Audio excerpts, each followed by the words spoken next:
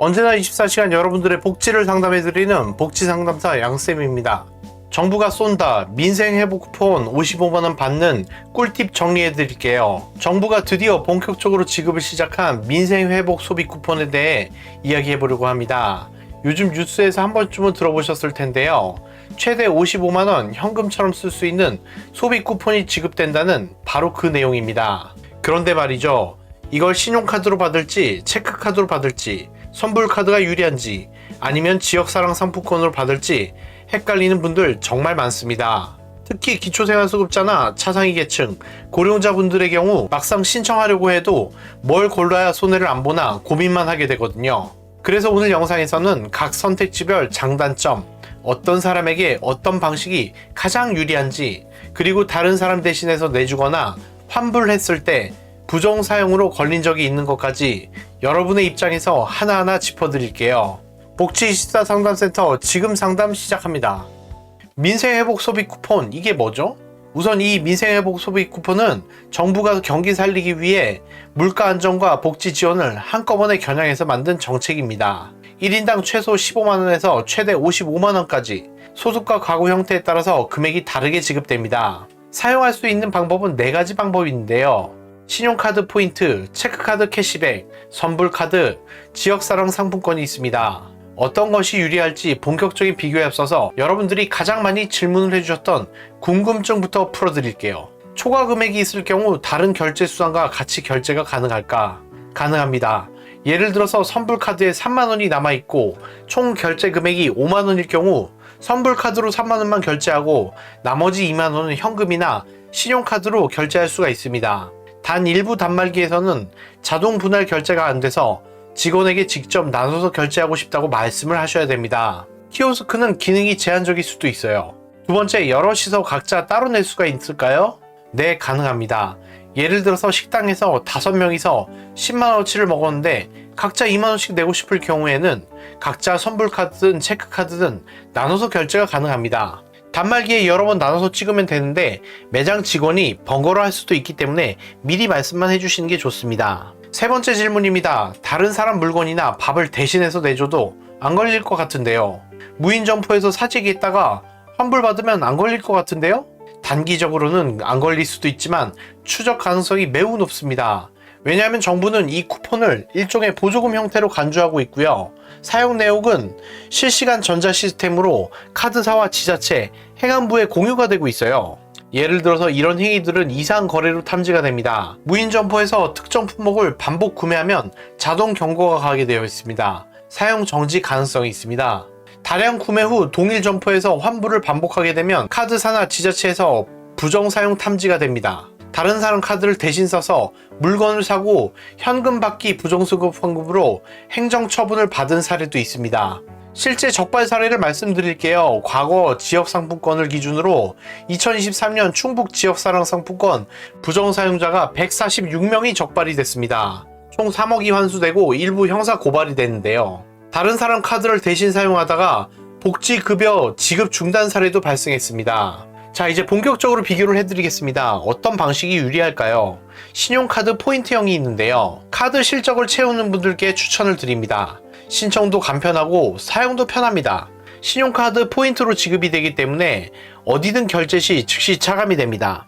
카드사 앱에서 쉽게 신청이 가능합니다. 단점으로는 기초생활수급자나 차상위 계층에게는 권장하지 않아요. 왜냐하면 신용카드 발급이 어려울 수가 있고 포인트로 받아도 실적 제한 때문에 혜택이 줄어들 수가 있습니다. 사용처가 제한되는 경우도 있고 일정 기간 내에 사용하지 않으면 소멸될 수도 있습니다. 유리한 사람은 월 평균 50만원 이상 쓰는 카드를 쓰는 직장인입니다. 신용등급 문제가 없는 중산층입니다.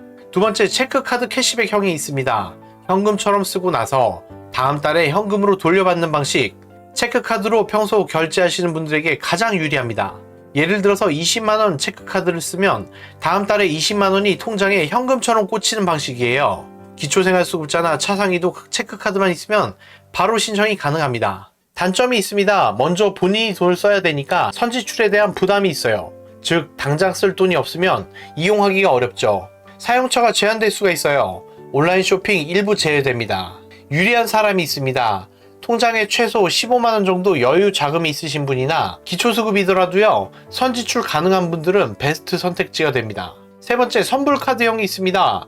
가장 쉬운 방식, 신청만 하면 바로 사용이 가능합니다. 장점으로는 카드 형태로 지급되기 때문에 현금처럼 편하게 쓸 수가 있어요. 온라인, 오프라인 어디든 대부분 사용이 가능하죠. 기초생활수급자에게 추천드립니다. 왜냐하면 신용카드나 체크카드 선지출 부담 없이 바로 쓸 수 있기 때문이에요. 단점은 잔액 소멸 기한이 존재하기 때문에 예를 들어서 6개월 내 사용 조건이 붙는 경우가 많습니다. 분실 시에 재발급이 어렵거나 수수료가 나올 수가 있어요.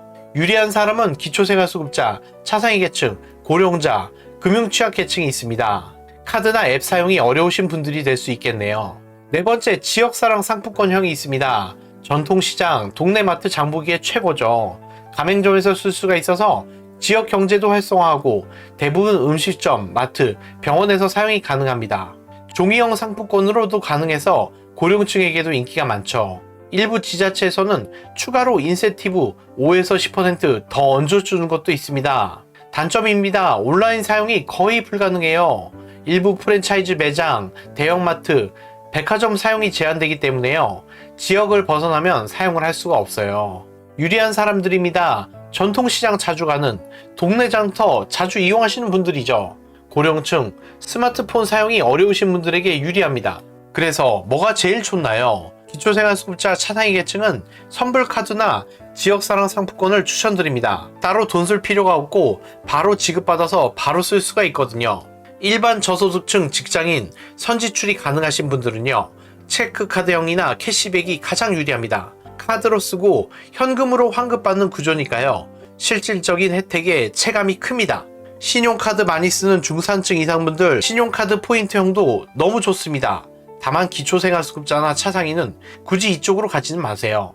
마지막으로 꼭 알아야 할 주의사항입니다. 사용기한은 반드시 확인해주세요. 보통 3에서 6개월 안에 사용하지 않으면 소멸이 됩니다. 사용 방법은요, 한번 선택하면요 변경이 불가합니다. 체크카드 신청했다가 나중에 지역상품권이나 쓰지 바꾸고 싶어도 바꿀 수가 없습니다. 기초생활수급자의 경우에는요, 지급 형태와 연계를 해서 생계급여에 반영되는지를 꼭 확인해주세요. 현금성 소득으로 보지 않는 방식으로 지급되긴 하지만 지자체마다 약간의 차이가 있습니다.